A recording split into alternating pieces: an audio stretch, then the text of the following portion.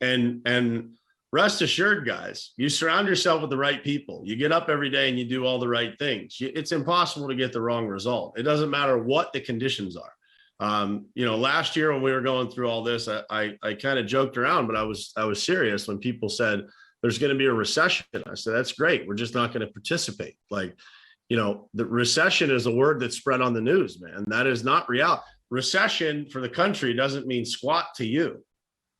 If you are pushing hard enough, you're surrounded by the right people, you're plugged in, your processes are right, you're getting up every day, doing all the right things, doesn't mean anything to you. It's an opportunity. And so don't be sold the story that is so often said to us, like, oh man, what lies ahead? Opportunity, friends, is what's ahead if you are able to seize it. But if you want to listen to the stuff that's on the news and how there's going to be a recession and the uncertainty of this, look at ways you can capitalize from it, and you will. If you look for opportunities of why you can make excuses, you'll find those too. So I would say couldn't agree more. The recession topic is I would replace recession with transition, right? Whenever there's a recession, or a drop, it means that there's dramatic change. That's all it is. It's change, right? The way that we measure change, because we base a lot economically, is just change in value. A market dropped 30%, there was a change in value.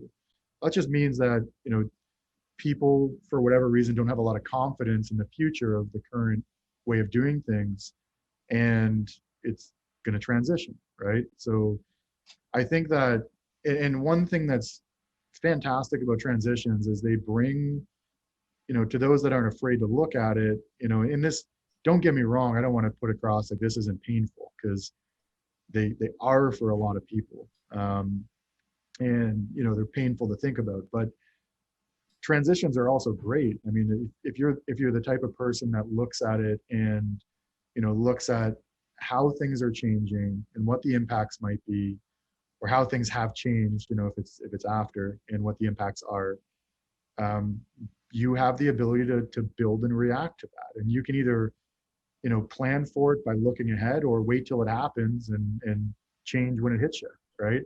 So, I mean, for me, the context is, today, a great deal of my business is reliant on imported components from Asia, right?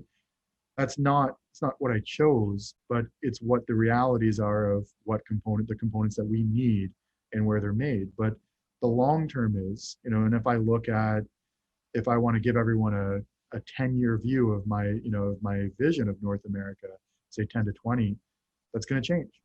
The writing's on the wall that there's an appetite for, manufacturing locally. Global trade is not, it's proven that for whatever reason, and this is, for better or for worse, it doesn't matter whether I like it or not.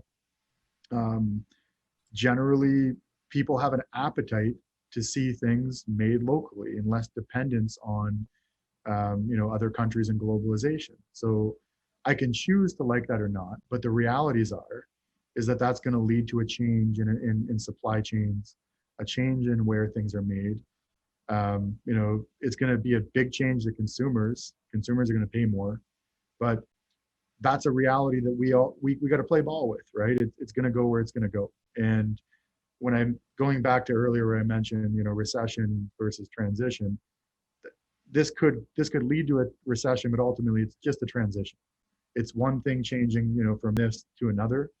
And, my challenge, in my businesses is to read that and to, and to react to it, and to, make a plan that's going to allow us to go through those transitions, hopefully as smoothly as possible and with as little turbulence as possible. But it's something I think we all got to embrace, right? Transition is not something to be afraid of. It's something to get in front of, to think about, and to plan for. So I think I didn't mean to ramble on that recession piece, but it triggered. And I think that's an important point to think about. I mean, don't sit scared about what might happen. Just think about what it might look like, and build a picture in your head, and then relate that to what you think you need to do in your life and in your business to, to make the changes needed to prepare for it.